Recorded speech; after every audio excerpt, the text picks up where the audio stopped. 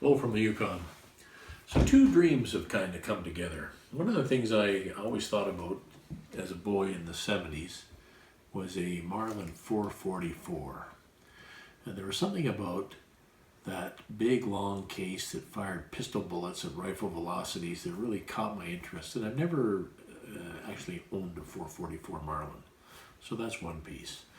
The second piece is my son wants me to take him sheep hunting, and he's been practicing with his 243 Tika, and he's got pretty good with it. One thing that I don't think a 243 is that good with is grizzly bear defense. So those two things came together. Okay, that's part one. So this little fella is a combination of those two things. This is a 450 Bushmaster, which is a shortened 284 case in a Ruger ranch rifle. Not a very expensive rifle, but it's turned out to be exceptionally accurate. And I've got it here with a 2.5 power Leopold. I did some low development with a 1-4, but I like the simplicity of the fixed Leopold. So this is 6 pounds, 6 ounces as pictured. Light enough to take up into the mountains, and shooting a decently powerful cartridge with all sorts of interesting bullet choices. So here's 3 of my preferred loads. I've only had this gun for a week, but I've done a lot of shooting with it. This is a 225 grain FTX bullet at 2400 feet per second. That's sub-MOA. This is a 250 grain bullet they call the Spitfire from Barnes. And it's like a TTS-X bullet. It's actually a boat tail. You can see there, if you can get into that, that's a boat tail design. It's got a ballistic coefficient of 0.245, and that's an all copper bullet. So it's quite long, quite a bit longer than the 225 Hornady. And this bullet is not MOA. I've only been able to get it into 2.5-inch groups. And this bullet is a 250 grain Monoflex from Hornady. It's also all copper, and it is very close to an MOA bullet. All of my loads are little gun, and I have taken this gun out and shot it at wet and dry newsprint, and there is a 141 grains which is left, which is pretty impressive to me that bullet didn't disintegrate when slamming into fairly hard media, especially the dry newsprint.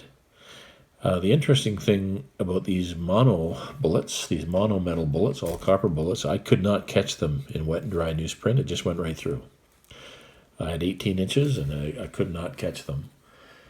But I did catch them in the backstop, so there is at 100 yards range. There's what that bullet looks like. That's the Spitfire bullet. And this is what the Monoflex bullet looks, and it keeps more shank.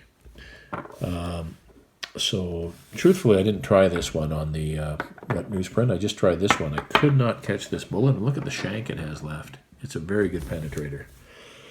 So, I'm settled on basically this bullet, the Monoflex, and this bullet, the FTX. I've got some 250 grain FTXs on order. We'll give those a try. Hopefully they shoot just as well. They're supposed to.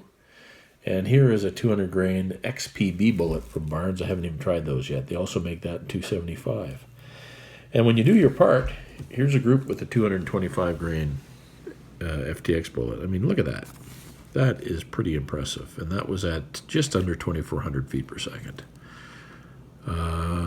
So it's quite thrilling to me to have this little gun that I can hit to 250 yards with.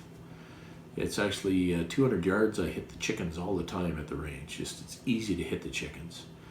You have to pay attention to wind because these are not high ballistic coefficient bullets, but they do hit hard, they penetrate well, and the gun doesn't kick that bad because it's got a fairly small powder column.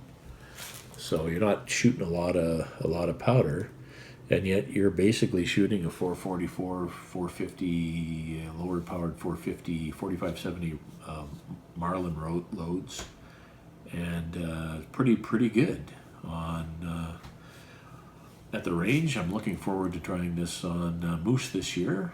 The ballistics are very, very similar to my 348 at the muzzle. I get 250 grain bullets to 2300 or so with my 348. This gun will do very, very similar to that. So out of a little tiny carbine, I gaining a lot of weight off my pack with this little carbine. I'm looking forward to trying this in the Sheep Mountains with my son's 243.